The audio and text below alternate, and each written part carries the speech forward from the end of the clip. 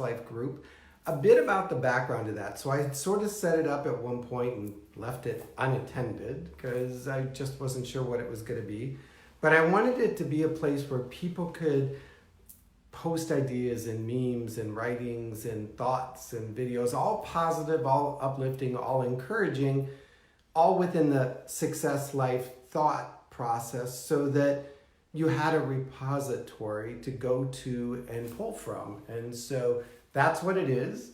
Continue to see it and grow it and focus in on it over the next couple of weeks. And I encourage you to go check it out and follow and like. Good morning, Aunt Deb. I haven't seen you in so long. I hope you are well. Good afternoon, really, my sister. Because not sure, just trust me on the Success Life group. It'll become something more than what it is, but just participate as you can. Tomorrow is Fun Friend Friday. Had to reach to my desk.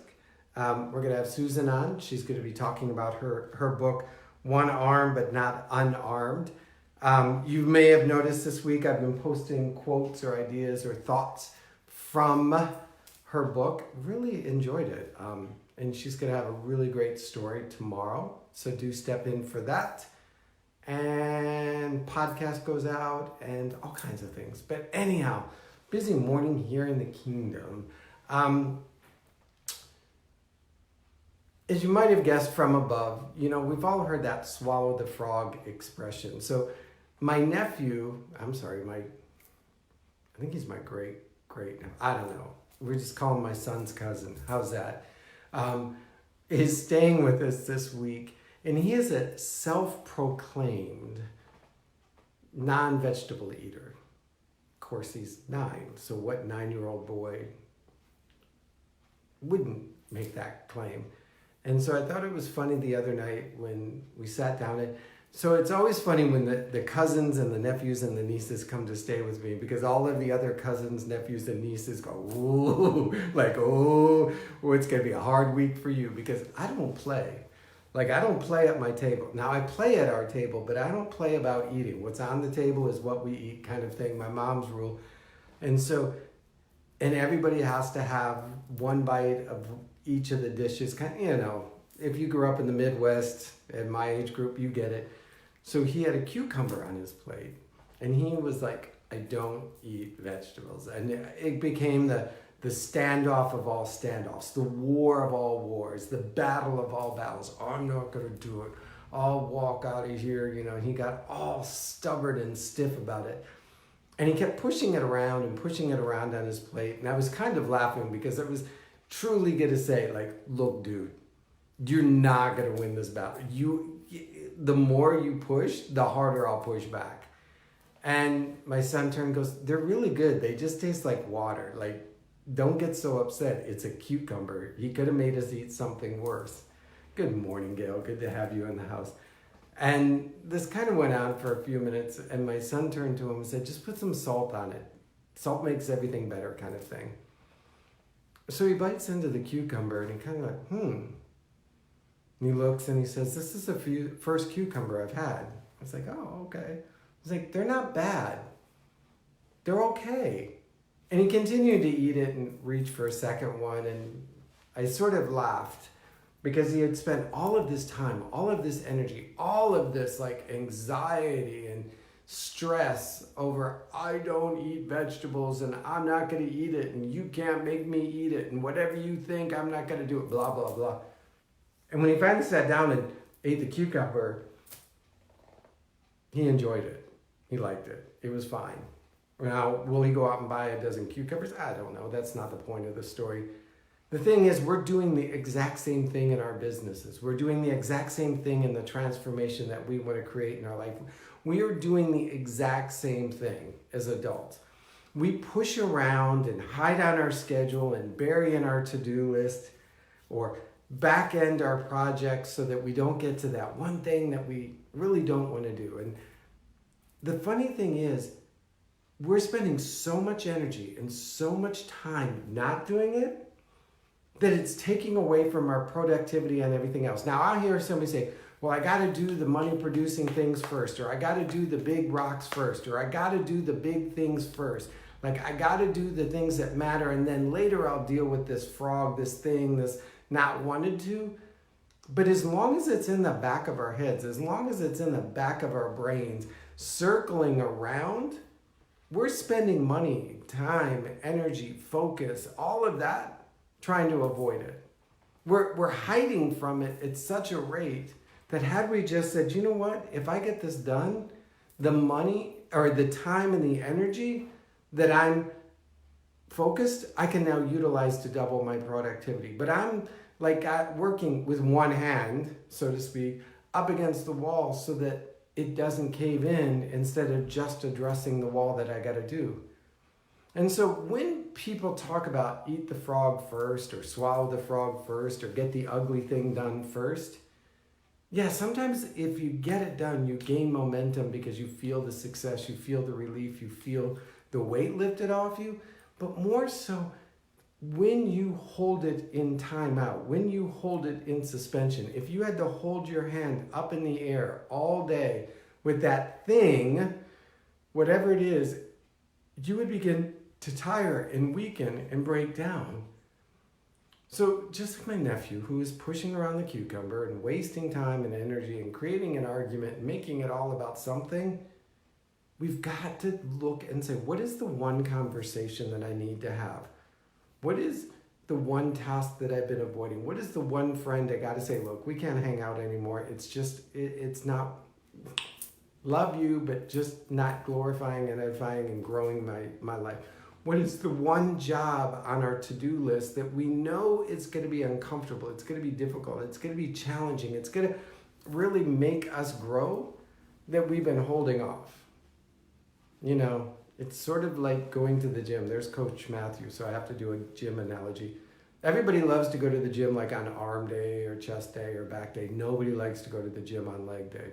But then again, if you don't go on leg day, you're going to look really disproportional and out of whack. And if you just got it done and got home, you'd be fine.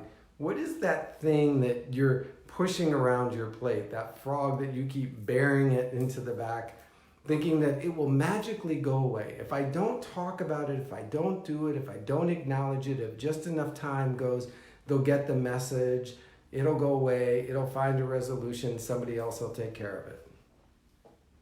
I never like to go to the gym. Sorry, man. You and me, Gail. Oh, God. Whoever created it. It's just, I wish you could, like, do it in 30 seconds. Actually, plug to Matthew, Coach Matthew. He could probably find a workout for us, Gail, that would give us the results, get us where we want to be in our fitness, and not require that we go to the gym, or at least not have to be there for like an hour and a half, like Brian DaCosta, Ed DaCosta's son. So check him out. That's what he does. Online fitness training, coaching, and ideas. He helps people create the gym body without having to live in the gym. Maybe that's your new plug. I help you create the gym body without having to live at the gym. Bring it on. Oh, there's Gail. She wants it.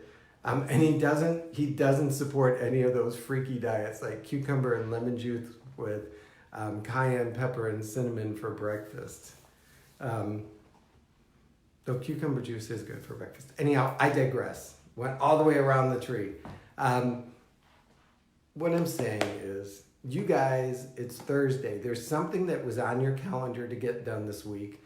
On Monday and Tuesday, you pushed it to the side. Wednesday, you didn't talk about it. Thursday is here, and you're like, oh my gosh, it's almost Friday. I might as well just let it go and forget about it, and I'll start it on Monday. No, not going to happen. Today, you're going to say, what is the one thing? The one thing. I may have 4 or 5 things, but what is the one thing that is consuming more of my energy not doing it than it would require to do it? What is the one phone call, the one check that I got to write, the one meeting I've got to have, the one letter I've got to send? What is the one thing that is consuming more energy not doing it, that is requiring me to focus on not doing it more than it would require me to focus to do it? And get it done. Just time block it. Just make it, maybe start building into your calendar the one thing time in your calendar.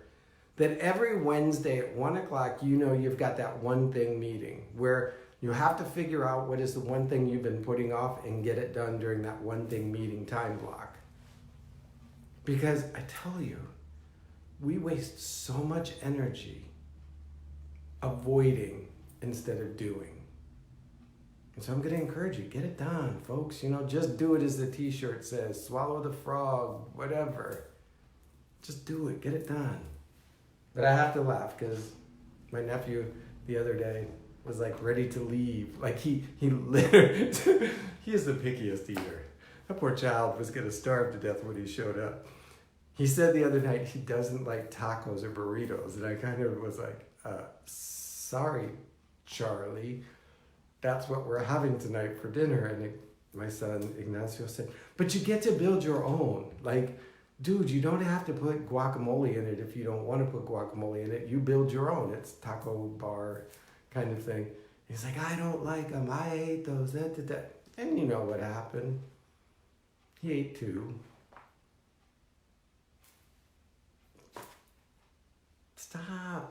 Stop, people. Stop declaring what you can't do, won't like, never will, never can't, never should, and just get it done. You'll be surprised at what you find. You'll be surprised, all right? So don't forget, I saw Susan jump in. She will be with us tomorrow morning for Fun Friend Friday. Just an amazing journey. I mean, as her book says, one arm but not unarmed. Losing your arm, losing your dominant or your prominent arm. 22, and then having to figure out how to make life work again. And how to do it with grace and dignity and hope and joy and find love and acceptance to yourself and to others. That's a big journey. It's one we're tuning into tomorrow for Fun Friend Friday. All right? Well, if you guys need me in the meantime, you know how to get a hold of me, eric@ericgreed.com. And all of the links that I've talked about sometimes, I've started putting up in the footnote just so you can find them and use them and do so. Blogs are over on Medium, which is a blog posting thing we talked about in the past.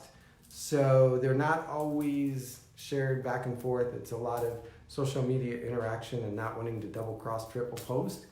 So if you want to check out some of the blogs over on Medium, go over and look at them, and the link is above.